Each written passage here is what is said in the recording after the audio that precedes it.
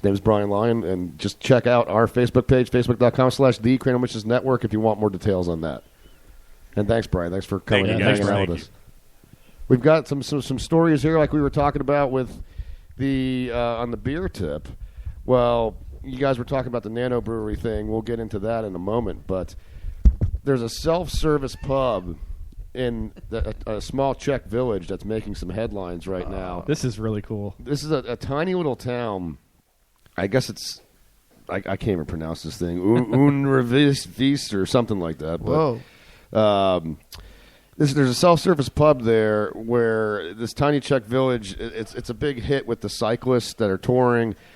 The town itself, I'm trying to find where it has the population on here. It was tiny. It's a village of 75 people. What? Wow. Now, keep in mind, in the Czech Republic, their per capita drinking is far higher than the average country. It was highest, wasn't it? It is the highest in the world. Something liters per. They say gallons? the average person drinks 144 liters per head.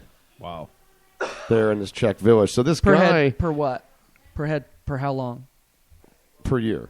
Wow. So this guy Martin Povesel decided that if he was going to make, he was a home brewer, and he decided if he was going to do this, trying to stay open is such a challenge because with 75 people, you don't get a whole lot of traffic going throughout the day. So he decided to make this self-serving brew tap. Yeah, it's like a vending machine almost. Yeah, it's a vending. Like you walk up and you pump it out. You open this door on it. You pull a plastic pint cup out of this thing, and you serve yourself. And you put your own change in it. Check this. It actually serves beer and it serves lemonade. You can choose between the two. Or you can make a shandy. What about milk? And around the corner. No. Where fudge is made. So it's a pretty cool little invention. This guy started making his own beer and decided, hey, let me make a good way to dispense it as well. That sounds pretty cool. Lord Shou should do that at his house with everybody going over and so we can off stop that keg of beer bitching about what we're making. He's all good. He don't have to have none of it anyway, sucker. That's it. Anyone? Now, while you guys were talking about the Nano Brewery thing before, my computer's going a little spastic here, so bear with me. I'm trying to look up my reference points on this, and literally the pages are jumping all over the place as I'm trying to. Yeah, mine did that too. That's the digital version of them being stuck together. So please, stay off some of those websites. Too much chatterbait on this. Too much chatterbait. And 4 weeks in a row. I did put an all-out bulletin to the owner of Chatterbait to see if he'd come on, but you reached out. I to bet him, he'd come on. I reached out, dude. Shut the. Did you reach around? Do you want me to do this one? Or you got it. Oh, I've got it Okay, here. cool. So we were talking about the Nano Brewery thing in Portland, Maine. There's a group known as the Bissell Brothers, and the beer thing has gotten to a point where you've got this whole farm to table movement when it comes to food. Yep. You've got this. These rotating menus at different restaurants where you go and you find out what can be ordered from day to day. This type of stuff changes. I mean, Stein and Vine is a place that comes to mind, and Brandon, I know they like to do that. Great food, man. Great food, fantastic food. They're doing Ty's doing a great job over there. But in Portland, Maine, the Bissell Brothers basically they make their beer, and then people come and get it fresh every time they make it. They'll make an announcement that. Hey, this particular, keg is ready or whatever. This batch is ready. Everybody comes and gets it from week to week, and they are getting a lot of success with this. But they only intend to make about 3,200 barrels of beer within a year. That's not too bad for that small of a brewery, though. No, because you got to think. You do a barrel of beer. That's roughly 50 gallons.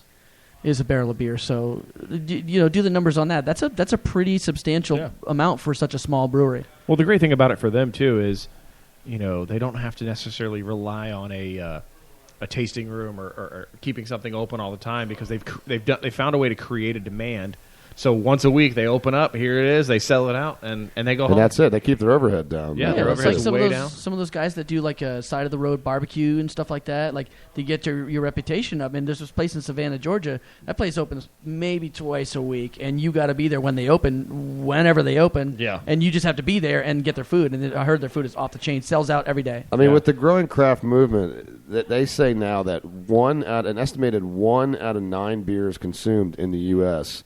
is a craft beer. That's And the rest are in aluminum bottles. aluminum bottles. So this is not a fad. I mean, this is something that continues to grow, and we love it. I mean, the movement continues. It is refreshing to be able to have so many choices when it comes to beer, and it's. I mean, the choices just continue to expand. They say, that within the next year or two, it'll be a record for the most breweries in this country since the early 1800s. So that's some serious progress there. Yeah, that's. I think it's a cool movement. Like you said, what Caleb said before. Remember how, there's going to be a little bursting of a bubble. Yeah. What you were saying, and it's going to definitely drop down eventually. And we're going, some the breweries that are good are going to weed themselves out from the breweries that are just are okay. And they're just going to, people who don't want to put the dedication. It takes a lot of freaking work. I mean, I know firsthand. Yep. So it's interesting. It sounds like something that would be easy if you do it at home and you can be a successful home brewer, and I'm good at this. It's fun to do. Let me open a small brewery, and it's like being a farmer. It's day in, day out work if you want to produce something of quality and get it right every time. And you're not going to get it right every time. You're going to have some bad batches. You have to find a way around that. And it's not the same as just brewing, a half barrel over the weekend, at your home. It's a lot more work and a lot more dedication. Oh, absolutely. But everybody thinks it can be done. It's like any other industry. I mean, I can't think of anything specific off the top of my head, but there's always that wave of industry, and everybody. Let's like real estate. A couple of years ago, everybody all of a sudden became a realtor. Right. Said, "Oh, look how easy it is. All I have to do is show my friends some houses and sell some houses." Then the crash happened. And then the crash happened, and you probably had 80% of the realtors flee because they couldn't make money because they didn't actually know how to do it. Well, it was being in that business and being in that business when the crash happened. My dad. So it's your fault. My dad's been in this business for 40 years in real estate business. And what he said to me when the crash happened, he said, "Son, it's time to go from being an order taker to an actual salesman." Yep. Because that's really what it had become at that point. Oh, yeah. But it's with the craft beer thing, and I think a lot of craft beer brewers have learned a lesson from the mistakes made by their predecessors in terms of don't try to grow too fast, too big, too fast. And focus on the quality control aspect of it. And that's, you see a lot of these craft brewers now where they don't sell beer outside of their state or outside of their immediate territory because it's all about the quality control. No, you're dead right on that. And there's hard lessons learned. We've been through a lot of crazy times just at ESB Brewing alone. A lot of hard times, but man, we are coming up. We're getting a lot of love over there, so which is good because that means we're doing our job. We're doing it right. And Well, I have some bad news for you. what? According to Lord Cheese, it's not a Wells Bombardier, so it's shite. Oh, is that what he just texted us? That's the text message I got here. Is that a new beer? I Or haven't heard of what that is one. it? What is it that pissed him off yesterday? A Wells Bombardier? Yes. Bombardier. He doesn't like it when you refer to it as a French beer. No. Now, guys, let's go ahead and jump into the Badass of the Week. This is how we always like to end out the first segment. So, let's go ahead and kick off the song. It's your badass of the week. Badass of the week. Yeah. What do you got for us, man? Felt good about that. What do you think? It was good. It sounded good. Okay. Sacramento, May 22, an 11-year-old California boy graduated community college with 3 associate degrees only 1 year after he graduated from high school. Yes, I said 11-year-old boy. Tanishkuk Abraham? I don't know. I can't even say that name. Tanish. There's a Q at the end of that name. Anyways. Tanishk Abraham. Yeah, you shut up with your perfect pronunciation of Tanish. Yeah. So he's 11 years old, and he's from Sacramento, and he just graduated with associate degrees in math, science, and foreign freaking language. Got a congratulatory record, letter from a Barack Obama. In his defense, yeah. To spell his name, he probably had to get that degree in foreign language. No, he probably had to show up on ESPN at the spelling bee boy and then probably pass out.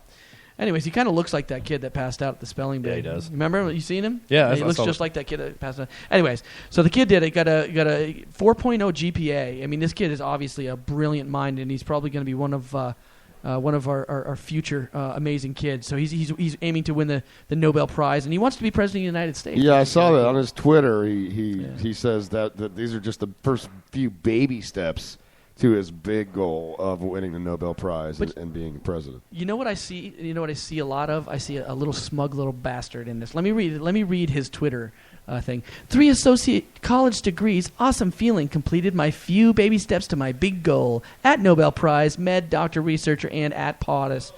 Yeah, he's a smug little bastard. But you know what? I give him all the credit because he worked his ass off, honestly. He's allowed to be smug. He's brilliant. Good for him.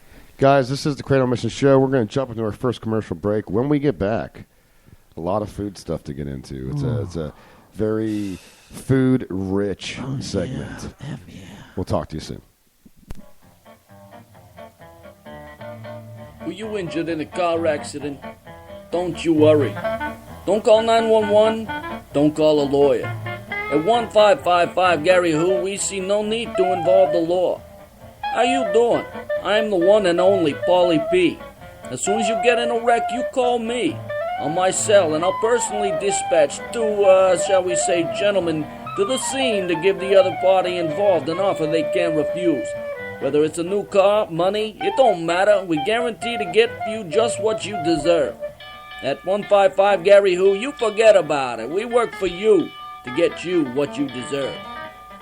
At 155 Gary Who, the client is subject to terms and conditions stated on the website and must share the names of immediate family members before service is rendered. Comrade, are you a wealthy man like myself, afraid to commit to marriage, fearful you wind up in courtroom next to Heather Mills? You work hard all your life, why you should forfeit half of your rubles if it doesn't work out, huh? At Glorious 5-year plan, mail order brides, you will not have to pay arm and leg if marriage crumbles like Soviet Republic. My name is Boris Kuznetsov. I am previous owner of professional KHL hockey team in greatest league in the world. During my time as owner of Dimitrov Dictators, I realized some of business principles found in sports could be applied to love life. In Russian KHL, if you invest in players who no longer perform, we let contract expire. We do not do the same in marriage. Why? At Glorious 5-year plan, mail order brides, we arrange union between shrewd single businessmen with eager young women from Eastern Europe. Take the lovely Svetlana from Siberia. This mobile 19-year-old farm girl is ready to please even the most elderly of men for rich Western lifestyle. After 5 years, the contract expires with renewal option. If she keeps icing the puck, she's out of luck, you know what I mean, huh? She don't want to go back to Siberia. It's as cold as walrus nipple. Or how about for you, blonde-haired, blue-eyed Katerina, who is former Soviet gymnast who just got released from corrective labor camp after 10-year sentence for making Russia look like toothless babushka in the 2002 Summer Olympic Games. Imagine what this little tart will do to your balance beam for a taste of Western freedom, huh? At Glorious 5-year plan, we pride ourselves on gorgeous collective of eligible and desperate women. So why not call me, Boris, at 1-800-RED-WIFE for free consultation. Come, be part of the people's revolution against conventional matrimony. And remember, at Glorious 5-year plan, we might be Russian, but we don't believe in redistribution of wealth. Aye, okay? I'm Edna Garrett of the Facts of Life. I'm listening to the Cranial Emission Show, and I can't believe it. I just got Joe standing up peeing. Girls, boys. Chatterbait, small. Yeah, the show's back on, Sancho. Sorry, I didn't think he was on it. They got in Chatterbait. You're the producer. You're supposed to know when the show's on. Yeah, but you got the sound bar today. Or the No. sound, what do you call it? Well, I've got the sound bar so I can turn your freaking mic off when I need to. Why is she? I was going on Chatterbait. It's good. Great Omission Show, back at you for the second segment. Ben Charles, Miguel Hito, Caleb Crispy himself. A very food-rich segment for you today. We like to get into food on this show. And Just look at us. You know, exactly. And I mean, you know, as Miggy loves to be called, I mean, we're foodies. Oh, fuck. Yeah, but now, look what you did. You just made me go freaking explicit. Brian already did it 3 or 4 times. That's okay. I know he did. No. We're good. So, Mickey, I know you got one to lead off with for this. Gumbo, gumbo, gumbo. A good bowl of gumbo is a delicious thing. This guy says. This story is. You left off a gumbo on that, by the way. It's 4 gumbos. No, there's. Look, I also love saying it too. Gumbo, gumbo, gumbo. So suck it, big balls. Anyway, thank you. Yes, this is the story out of New York City. It's 85 degrees, and there's this one guy who goes into this restaurant, and he loves gumbo so much. This guy loves gumbo so much. He tipped the waitress $2,000 on his